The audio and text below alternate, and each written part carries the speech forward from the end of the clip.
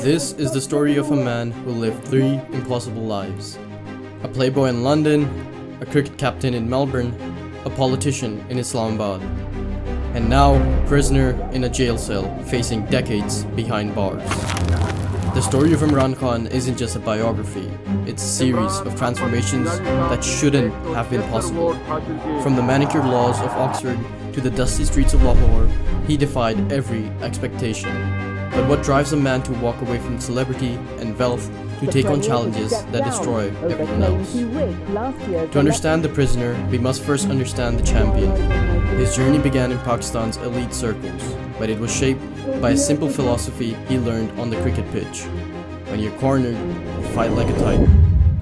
Born into privilege in 1952, Imran Khan Niazi had everything handed to him. His father was a civil engineer, his family well connected in Lahore's elite circles. At HSN College, he learned the manners of a gentleman, but it was the Oxford University where he discovered his true calling. Cricket wasn't just a game for Khan, it was his ticket to a world most Pakistanis could only dream of. While studying philosophy, politics and economics, he played for the university team, then county cricket for Worcestershire and Sussex. By his early 20s, he was living two lives: the serious student during term time, the glamorous athlete during cricket season. London in the 1970s embraced him completely.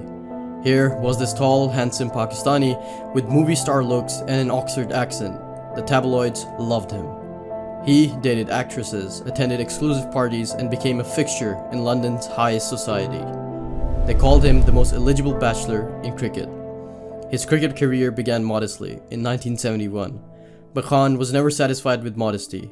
Through sheer discipline, he transformed himself from medium-paced bowler into one of the world's most feared fast bowlers. He studied the game obsessively, rebuilt his own bowling action, and strengthened his body until he could bowl at over 90 miles per hour. The statistics tell the story of his evolution. In his early years, he was just another promising all-rounder, but by the late 1970s, he was achieving the impossible. He became the only second player in history to score 3,000 runs and take 300 wickets in Test cricket, reaching this milestone in just 75 matches. More importantly, he revolutionized bowling. Along with his prodigies Wasim Akram and Waqar Younis, Khan perfected the art of reverse swing. This technique made the old ball move unpredictably through the air, devastating batsmen who thought they were safe once the shine wore off. It changed cricket forever. But his celebrity status was about more than cricket. Khan moved effortlessly between worlds. One day he'd be bowling bouncers at Lord's, the next day he'd be at a charity gala in Mayfair. He dated socialites, appeared in gossip columns, and lived the life of an international playboy. Taking over the captaincy in 1982 changed him. Leadership brought out something different in Khan. He'd always been competitive, but now he became obsessed with winning. He pushed his teammates harder than any captain before him. Some called him arrogant. Others said he was simply uncompromising. His captaincy style was revolutionary. Previous Pakistani teams had been talented but inconsistent. Khan demanded discipline. He made the fitness mandatory. He insisted on aggressive tactics. Using his leadership, Pakistan achieved what many thought impossible. They've won Test series in India and England, cricket's two most challenging destinations. By the late 1980s, Khan was at his peak as both player and celebrity. He was regularly voted one of the world's most handsome men. His autobiography became a bestseller. He appeared on television shows, gave interviews about everything from cricket to politics to his love life. The 1992 World Cup was supposed to be his farewell tour. At 39, recovering from injuries, he was past his prime as a player. Critics said he was too old, that Pakistan's chances died with his declining skill. They were about to discover what a cornered tiger could do. The 1992 World Cup victory should have been the perfect ending to Khan's story. Captain courageously leads his team to glory, retires at his peak, lives happily ever after, but life had other plans. 7 years earlier in 1985, Khan's mother, Shaukat Khanum, had died of cancer. Watching her suffer, seeing poor patients turn away from hospitals because they couldn't pay, something shifted inside him. The playboy who'd spent his decades living for himself suddenly had a different mission. Khan decided to build Pakistan's first specialized cancer hospital. Not just any hospital, but a world-class facility where treatment would be free for those who couldn't afford it. The medical establishment laughed. Pakistan didn't have the infrastructure, the expertise, or the money. The project would need $22 million. Impossible. But Khan had something more valuable than money. He had the complete trust of the Pakistani people. He leveraged his celebrity status ruthlessly, traveling the world, organizing fundraisers, and appealing to the Pakistani diaspora. School children collected coins in what became known as the Imran Tigers campaign. Wealthy donors opened their wallets. The impossible became inevitable. When Shaukat Khanum Memorial Cancer Hospital opened in 1994, it was more than a medical facility. It was proof that Pakistan could achieve excellence when corruption was eliminated and resources were properly managed. Over half the patients received free care, funded by donations and cross-subsidization from paying patients. The hospital's success exposed Khan to Pakistan's deeper problems. He saw how corruption infected every institution, how the same political dynasties traded power while ordinary people suffered. Philanthropy could build one hospital, but it couldn't fix a broken system. In 1996, Khan made his most dramatic transformation yet. The man who'd once said, "I'm not meant to be a politician," founded his own political party, Pakistan Tehreek-e-Insaf, the movement for justice. His platform was simple but revolutionary: end corruption, dismantle dynastic politics, create an Islamic welfare state based on justice. The early years were humiliating. In 1997, his party won 0 seats in the National Assembly. 0. The media mocked him as the Taliban Khan. Political veterans dismissed him as a naive celebrity who didn't understand how the game was really played. They underestimated his patience. Khan was playing the long game, building a movement from the ground up. He targeted Pakistan's massive youth population, the growing middle class, everyone frustrated with the endless cycle of corruption and incompetence. His message was consistent. Pakistan's problems weren't caused by poverty or lack of resources, but by a system that rewarded corruption and punished honesty. The same families had been looting the country for decades, while ordinary Pakistanis struggled to survive. By 2011, something extraordinary was happening. Khan's rallies were drawing hundreds of thousands of supporters. In Lahore, over 100,000 people gathered to hear him speak. This wasn't just politics, it was a movement. He called it a tsunami that would sweep away the old order. The 2013 elections established Khan as Pakistan's third major political force. His party won control of Khyber Pakhtunkhwa province, giving him a chance to prove his governance model worked. He focused on education, healthcare, and police reform. The province became a testing ground for his Naya Pakistan vision, meaning New Pakistan. But Khan wanted more than provincial power. He wanted to transform the entire country. His anti-corruption message resonated with millions of Pakistanis tired of seeing their leaders get rich while they stayed poor. The 2018 elections was his moment. Despite accusations of military interference, which he and election officials denied, Khan's PTI was the most seats. The cricket captain who'd lifted the World Cup, Imran Khan ne 176 vote hasil kiye, was now lifting the oath of office as Pakistan's 22nd Prime Minister. His victory speech was vintage Khan. No pomp, no ceremony, just a simple promise to build a Naya Pakistan, where merit mattered more than connections, where the powerful were held accountable, where the poor had dignity. The playboy had become champion, the champion had become a philanthropist, now the philanthropist had become Prime Minister. The corner tiger had reached the summit of Pakistani power. What he didn't know was the real fight was just beginning. Khan entered the Prime Minister's office with confidence of a man who'd already achieved the impossible. He'd won the World Cup against all odds. He'd built Pakistan's premier cancer hospital from nothing. Now he would transform an entire nation. His first moves were vintage Khan again, symbolic gestures that sent powerful messages. He refused the traditional prime ministerial mansion, choosing instead to live in the modest 3-bedroom house. He auctioned off the government's luxury vehicles and expensive furniture. The helicopter reserved for the Prime Minister sold. The message was clear: this government would be different. Khan launched the Asas program, Pakistan's largest poverty alleviation initiative in history. 12 million families would receive direct cash transfers. Universal healthcare insurance would cover basic medical care for 100 million people. The Sehat Suhulat program provided health cards to the poorest, giving them access to private hospitals previously reserved for the wealthy. But Khan's most ambitious project wasn't about poverty, it was about the environment. The 10 billion tree tsunami aimed to plant 10 billion trees across Pakistan over 5 years. It wasn't just environmental policy, it was Khan applying his cricket captain's mentality to climate change. Set an impossible target, then achieve it through sheer determination. The early results were promising. Tax collection improved dramatically as Khan team digitized the system and went after the wealthy tax evaders. The ease of doing business ranking improved. Foreign investment began trickling back into Pakistan. Yet beneath these successes, deeper problems were festering. Khan had inherited an economy at the brink of collapse.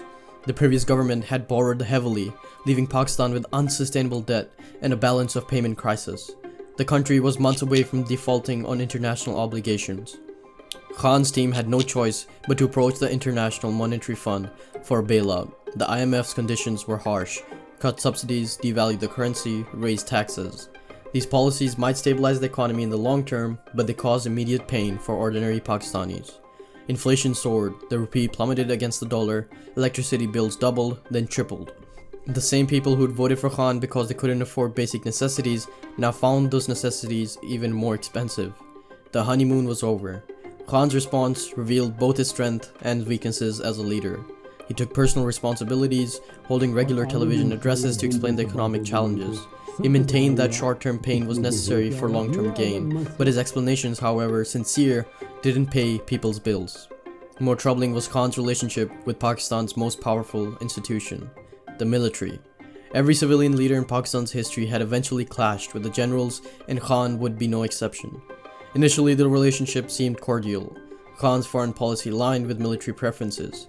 He advocated dialogue with India over Kashmir. He supported negotiations with the Taliban in Afghanistan. He maintained Pakistan's strategic relationship with China while trying to balance relations with the United States. But tensions emerged over key appointments and policy decisions. Khan wanted to assert civilian control over intelligence agencies. He insisted on choosing his own provincial governors and key bureaucrats. Most dangerously, he began questioning Pakistan's role in America's war on terror, arguing that Pakistan had sacrificed too much for too little in return. The breaking point came over foreign policy. Khan's vision of Pakistan as an independent, non-aligned nation conflicted with the military's preference for strategic partnerships with major powers. When Khan visited Moscow and met with Vladimir Putin just hours before Russia's invasion of Ukraine, it sent shockwave through Pakistan's establishment. Khan's domestic political style also created enemies. He was uncompromising in his anti-corruption crusade, launching investigations into opposition leaders and business figures. His government froze assets, filed cases, and pursued accountability with the same intensity Khan had once brought to cricket. The opposition sensed weakness. By late 2021, Khan's popularity was declining. Economic hardship was fueling public discontent. His own party members were growing restless. Most critically, his relationship with the military establishment had deteriorated beyond repair. Khan's response was to double down on his anti-establishment rhetoric. He accused his opponents of being foreign agents. He claimed international conspiracies were working to remove him. He positioned himself as a victim of powerful forces that couldn't tolerate an independent Pakistani leader. The irony was striking. Khan had spent his entire political career promising to challenge the status quo. Now that he was actually doing it, the status quo was fighting back. The same military that many believed had helped him win power in 2018 was now working to remove him.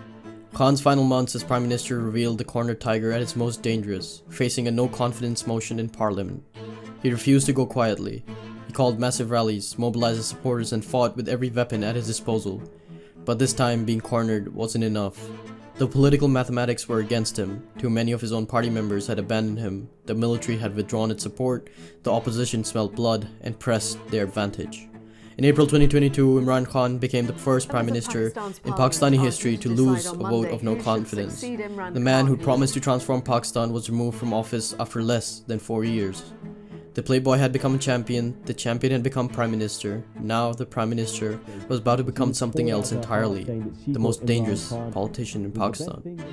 The vote of no confidence on April 10, 2022 should have ended Imran Khan's political career. In Pakistan's history, removed leaders typically fade into obscurity, write memoirs, or flee the country. Khan chose a different path: total war against the system that had ousted him. The response was immediate and explosive. Khan claimed the vote was a result of foreign conspiracy, orchestrated by the United States to punish him for his independent foreign policy.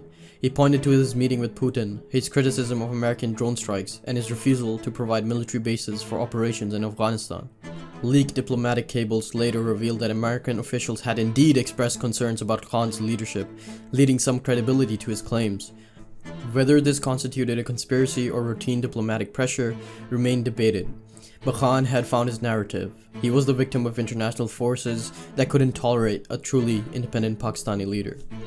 Khan's rallies after his removal drew hundreds of thousands of supporters. His message was simple but powerful. The same corrupt leaders who had looted Pakistan for decades had conspired with foreign powers to remove the one leader who threatened their interests. The crowds believed him completely. The establishment's response was swift and brutal. Within months, Khan faced over 100 legal cases. Terrorism charges for inciting violence, corruption charges related to state gifts and a property deal, even charges related to his marriage to his third wife, Bushra Bibi, which opponents claimed violated Islamic law. The cases multiplied faster than Khan's lawyers could handle them. Courts across Pakistan issued arrest warrants, police raids targeted his Lahore mansion. The message was clear: Khan would be crushed through legal warfare. But Khan refused to be intimidated. In November 2022, while leading a protest march toward Islamabad, gunshots rang out. Khan was hit in the leg, blood streaming as his supporters carried him to safety. He claimed it was an assassination attempt ordered by the government and military leadership. The shooting transformed Khan from a politician into a martyr. His supporters saw confirmation of their worst fear. The establishment would rather kill than allow Khan to return to power. His rallies grew larger, his rhetoric more defiant. The final confrontation came in May 2023. Khan appeared at the Islamabad High Court for a hearing in one of his many cases.